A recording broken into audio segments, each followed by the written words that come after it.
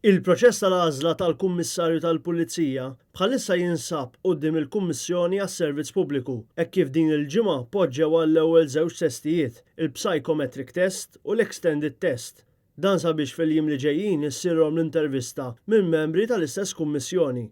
Net News kien staqsa lill-Kummissjoni għas-Servizz Pubbliku biex tagħti l-lista uffiċjali ta' dawk li tefgħu l-applikazzjoni tagħhom, iżda din it-talba ġiet irrifjutata. Minkejja dan, il-ħadd bosta ġurnali ppubblikaw il-lista mhux uffiċjali tal-14 l-applikant li tefgħu isimhom.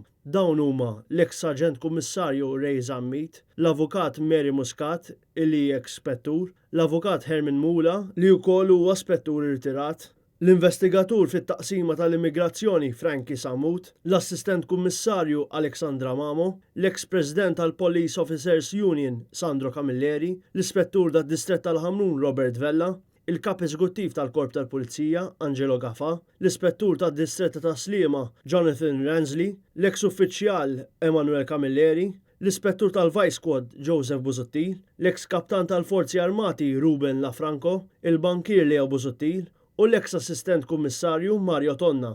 L-applikazzjoni ta' Mario Tonna waslet b'sorpriża għal bosta uffiċjali fil-korp wara li kien irreżenja peress li kien allegat li wettaq reati ta' vjolenza domestika, iżda l-każ kien twaqqa wara li s-sieħba tiegħu irrifjutat li tixed.